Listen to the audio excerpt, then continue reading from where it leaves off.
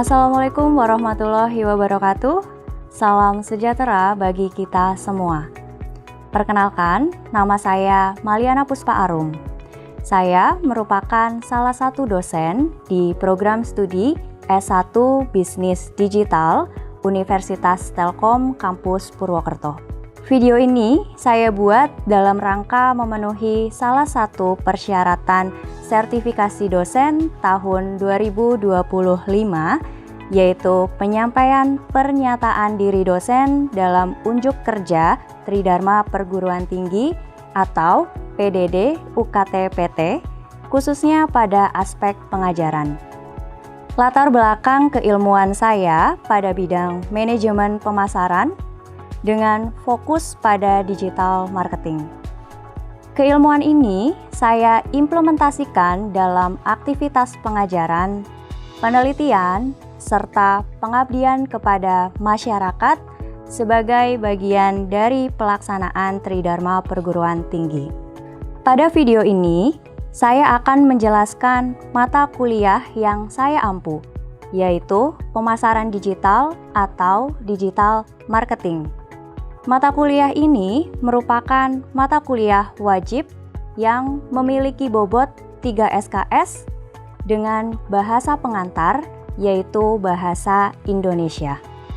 Mata kuliah pemasaran digital mempelajari prinsip, strategi, dan implementasi pemasaran dalam ekosistem digital.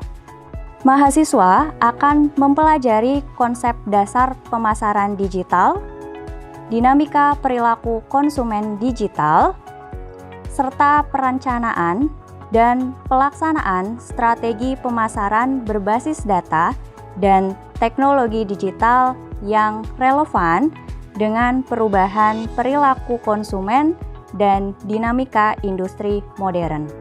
Penekanan pembelajaran pada mata kuliah ini adalah pada penguatan mengenai perilaku konsumen digital, strategi sosial media, dan penerapan beriklan di sosial media. Terdapat 4 program Learning Outcome atau PLO yang dibebankan pada mata kuliah pemasaran digital yang meliputi: pertama, mampu menerangkan dasar ilmu manajemen yang terdiri dari manajemen pemasaran, sumber daya manusia, keuangan, dan operasional. Yang kedua, mampu menentukan metode yang tepat dalam pemanfaatan data dalam pengambilan keputusan bisnis. Yang ketiga, mampu menerapkan keilmuan bisnis digital dalam penciptaan dan pengembangan usaha baru. Dan yang keempat, mampu menerapkan teknologi informasi dalam mendukung profesi maupun kegiatan berwirausaha. Sedangkan Course Learning Outcome atau CLO-nya meliputi yang pertama, mahasiswa mampu menerangkan strategi bisnis data untuk mendukung pengambilan keputusan. Yang kedua, mahasiswa mampu menentukan teknologi digital untuk meningkatkan efisiensi dan efektivitas proses bisnis. Yang ketiga, mahasiswa mampu menerapkan alat analitik untuk mengoptimalkan performa bisnis. Dan yang keempat, mahasiswa mampu menganalisis data untuk menemukan peluang inovasi pada produk atau layanan digital. Daftar pustaka yang digunakan pada mata kuliah pemasaran digital adalah sebagai berikut.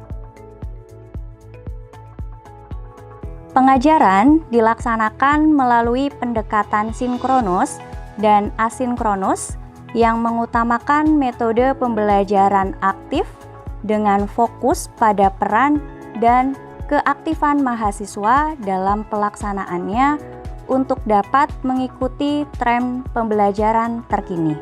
Proses pembelajarannya pun didukung oleh berbagai media digital dan tools seperti Google Analytics, Google Trends, serta studi kasus nyata dari dunia usaha.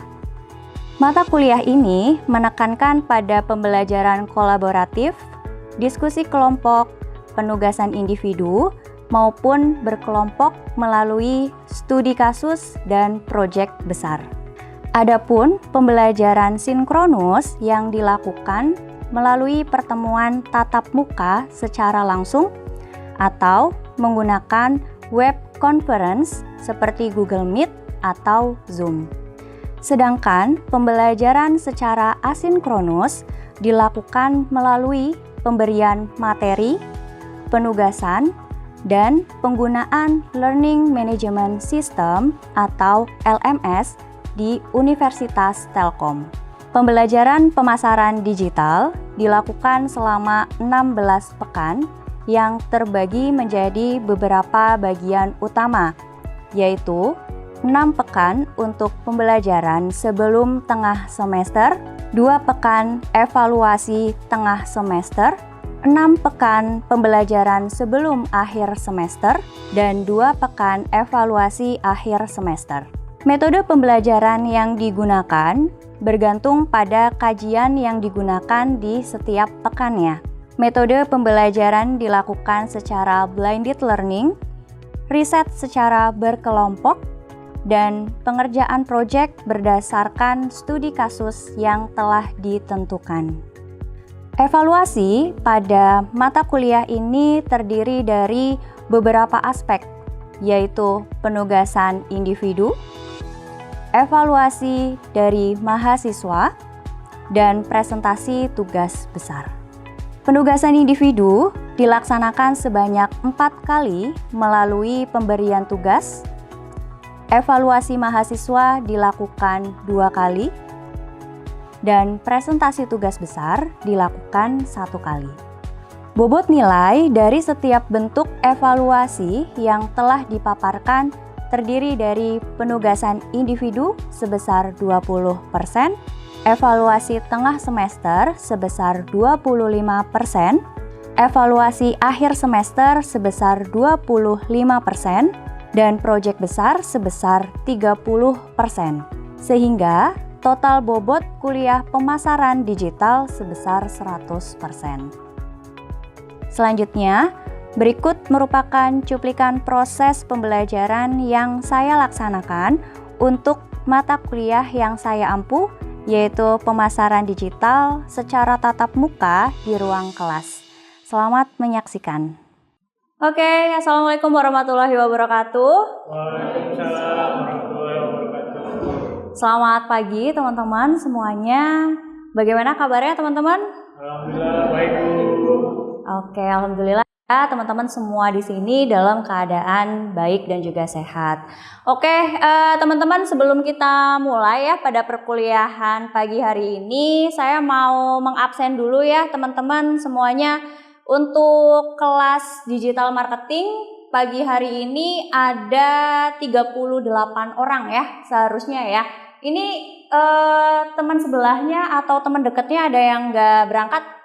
Izin Bu, atas nama Marta Ayu berhalangan untuk hadir. Oke, atas nama Marta ya berhalangan untuk hadir. Oke ya, hanya 1 orang saja ya? Oke, kenapa itu? Karena kurang enak badan Bu, jadi tidak dapat hadir. Oke, ya. Oke, nanti Marta Ayu bisa mengikuti pembelajaran di LMS ya. Nanti materinya akan saya share di LMS. Teman-teman, sebelum kita memulai kegiatan pada pagi hari ini, kita mulai perkuliahannya dengan berdoa terlebih dahulu. Mari kita mulai berdoa menurut agama dan juga kepercayaan masing-masing. Berdoa dipersilahkan. Selesai? Oke, teman-teman. Ada yang masih ingat kemarin kita membahas tentang materi apa? Strategi digital marketing. Oke, masih pada ingat ya untuk perkuliahan di minggu lalu ya.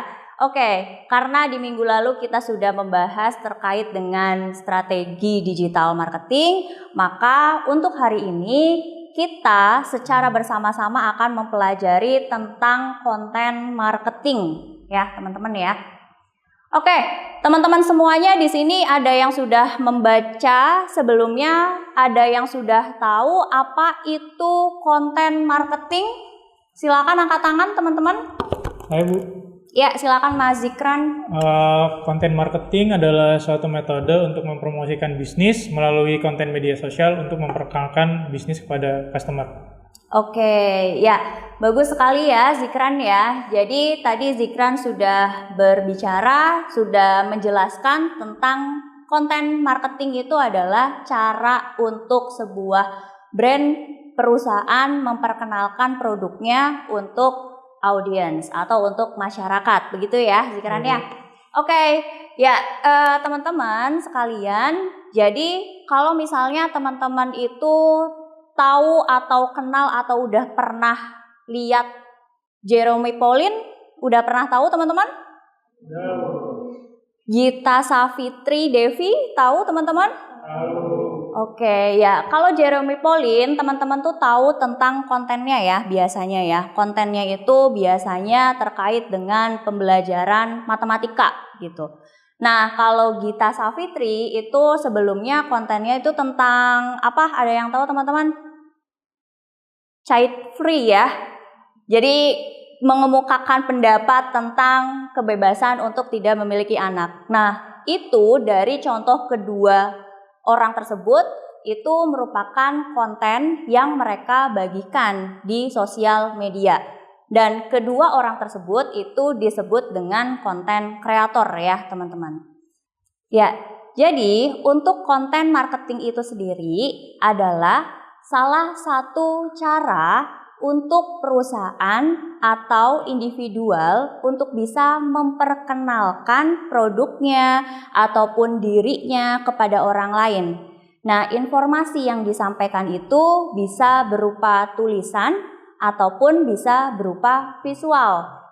Tujuannya di sini adalah untuk para audiens yang melihat konten kita itu bisa lebih tertarik terhadap produk yang kita sampaikan. Kemudian untuk konten marketing ini juga bisa teman-teman jumpai melalui blog, kemudian sosial media, itu juga ya yang paling sering teman-teman temui untuk teman-teman lihat sebuah konten. Kemudian juga teman-teman bisa lihat juga ada di YouTube kalau misalnya untuk video ataupun tulisan informasi di sosial media itu terlalu pendek.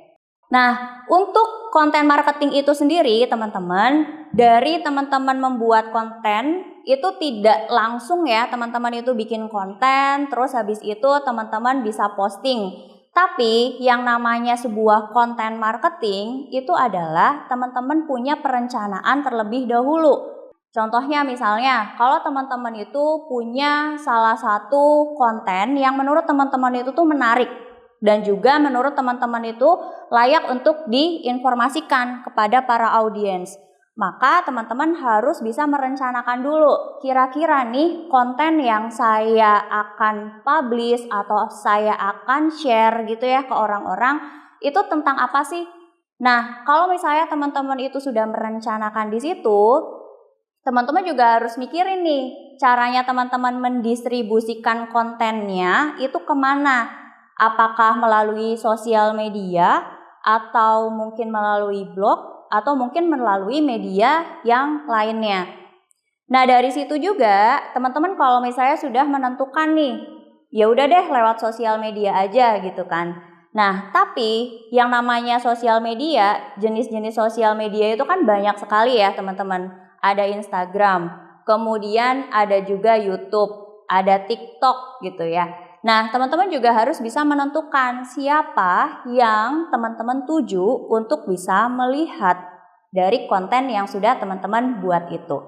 Jadi, untuk pembuatan konten marketing itu harus direncanakan dengan baik. Agar apa? Tentunya untuk audiens ini bisa meningkatkan awareness, meningkatkan kesadaran merek terhadap produknya teman-teman semuanya. Jadi biasanya banyak orang yang kalau mau terjun ke konten kreator itu bertanya-tanya, kiranya gimana sih caranya bikin konten itu yang bagus?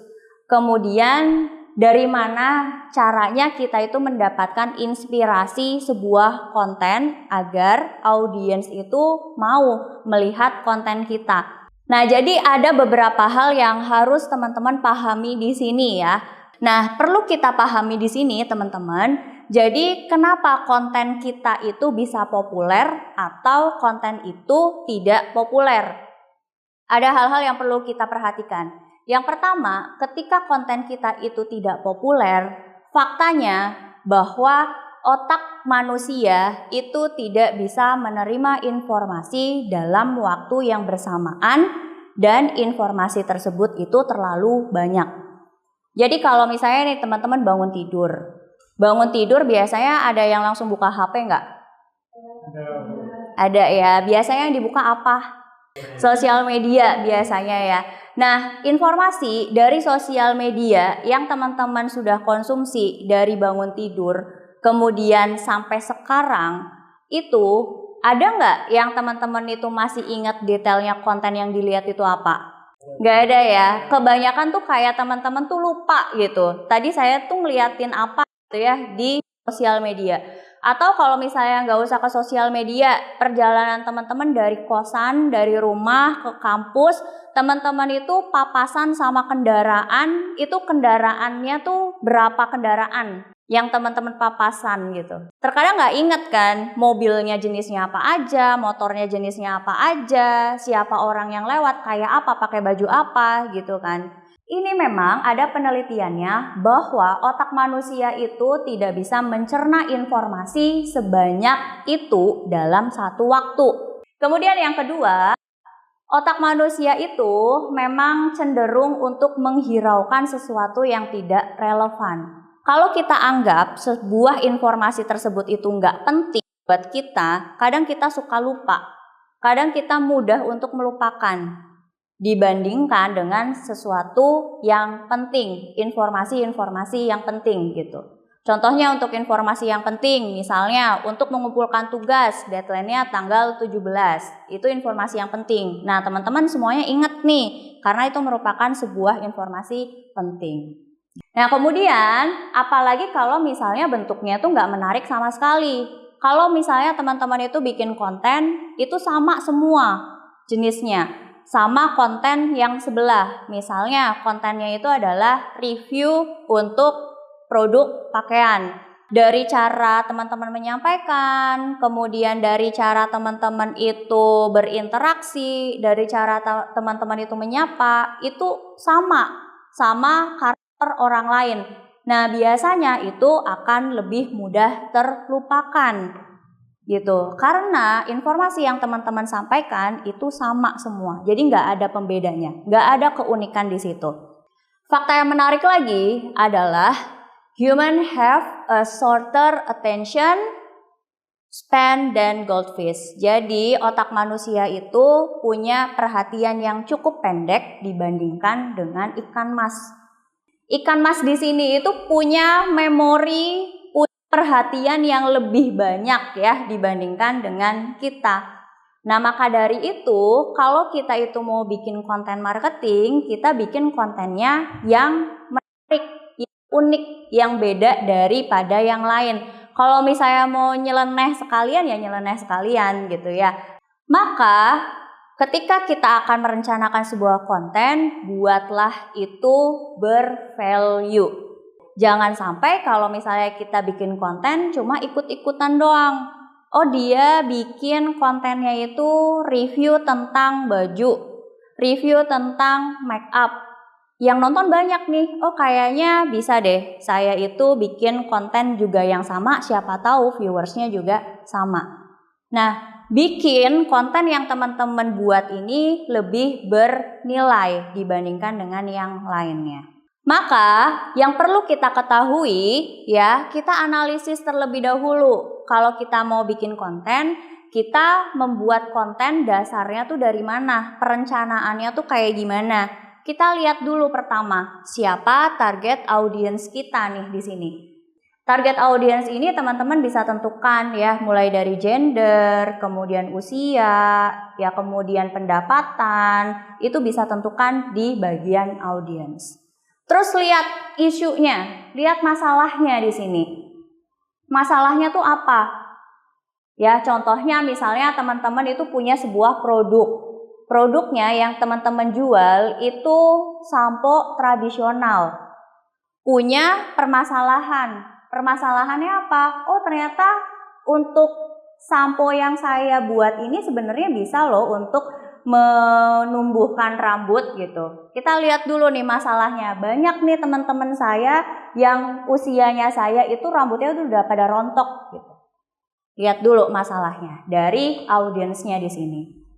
Selanjutnya baru teman-teman bisa menawarkan solusi.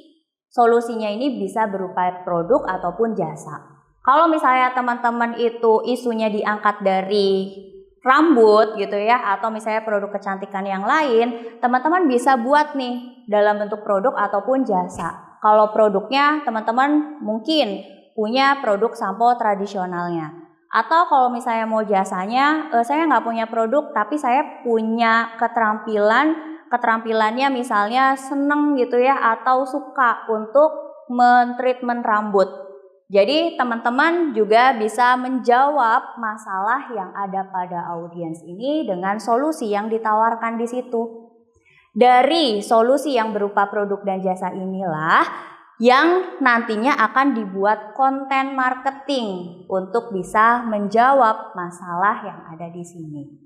Nah, kemudian tentunya ketika teman-teman juga akan mempromosikan konten marketing yang teman-teman buat, teman-teman juga ngeliat nih antara kenyataan sama keinginan.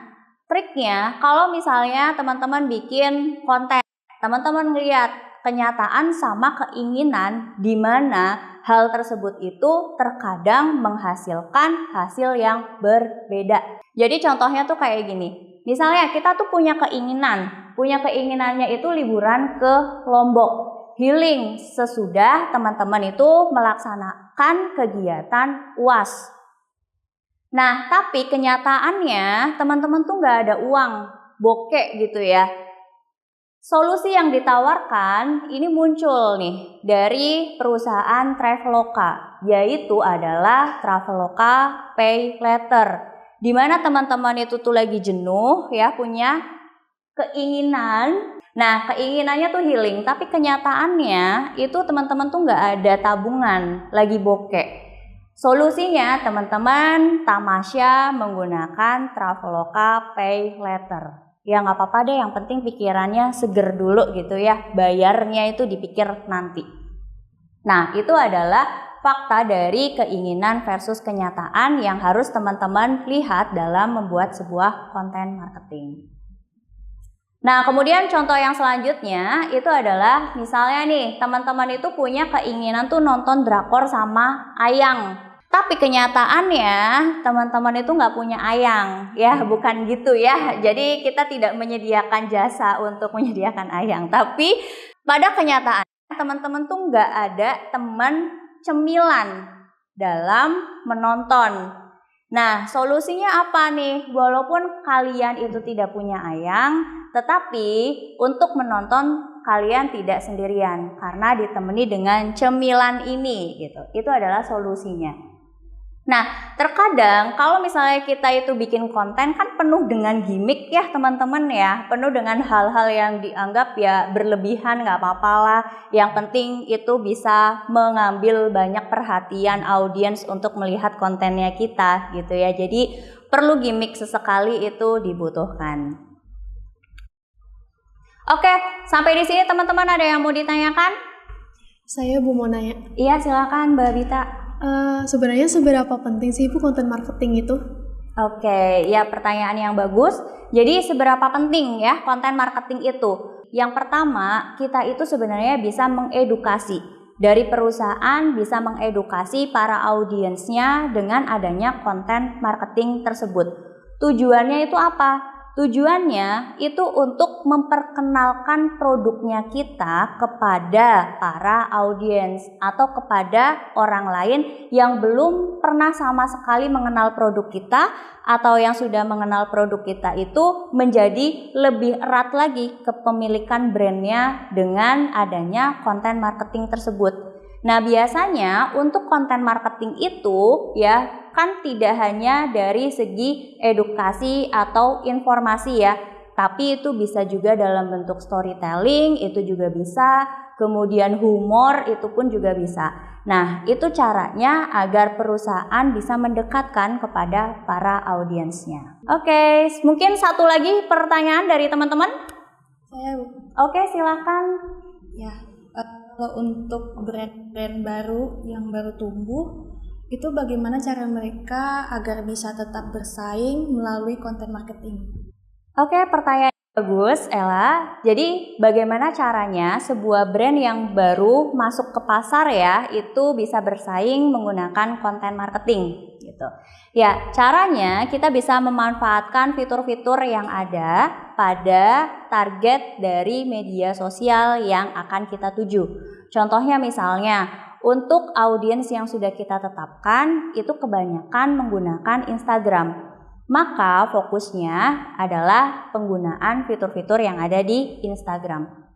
Kontennya itu dibuat dengan secara organik terlebih dahulu. Jadi jangan menggunakan ads terlebih dahulu. Karena kalau misalnya kita itu posting dengan menggunakan organik terlebih dahulu atau yang tidak berbayar, kita akan menangkap banyak algoritma yang masuk pada sosial media kita. Itu akan membantu membaca siapa saja yang tertarik dengan konten yang kita buat saat itu. Nah, memang untuk sebuah brand yang baru dalam membuat sebuah konten marketing itu harus bersabar terlebih dahulu ya tentunya. Jadi jangan pengennya teman-teman begitu teman-teman posting satu konten, kemudian viewersnya udah baru banyak gitu ya atau bagus gitu. Padahal teman-teman baru bikin yang namanya Instagram baru. Itu kan kita butuh waktu yang sangat banyak dulu, sangat panjang dulu. Oke, teman-teman, sepertinya untuk waktu perkuliahan kita sudah cukup ya sampai di sini. Nanti akan ada tugas, silahkan teman-teman bisa membuka LMS-nya dan bisa mengerjakan tugas. Nanti teman-teman mengerjakan tugas maksimal 1 minggu dari proses pemberian tugas ini. Ya, jadi jangan lupa teman-teman upload untuk tugasnya atau submit tugasnya di LMS. Oke teman-teman? Oke, ya cukup teman-teman. Terima kasih. Sekian dari saya. Selamat siang. Wassalamualaikum warahmatullahi wabarakatuh. Waalaikumsalam warahmatullahi wabarakatuh. Terima kasih Bu. Sama-sama. Demikian deskripsi singkat dan cuplikan proses pembelajaran untuk mata kuliah pemasaran digital yang saya ampu untuk mahasiswa program studi S1 Bisnis Digital Universitas Telkom Kampus Purwokerto. Semoga dapat menjadi gambaran mengenai kinerja pengajaran yang telah saya lakukan khususnya pada mata kuliah pemasaran digital. Saya mengucapkan terima kasih kepada seluruh tim penilai dan tim panitia sertifikasi dosen tahun 2025, khususnya dari Direktorat Sumber Daya, Dirjen Dikti, dan Ristek, Kemendikbudristek Indonesia. Saya juga mengucapkan terima kasih kepada Universitas Telkom Kampus Purwokerto, rekan sejawat dosen, dan juga mahasiswa. Demikian yang dapat saya sampaikan. Mohon maaf atas segala kekurangan. Wassalamualaikum warahmatullahi wabarakatuh.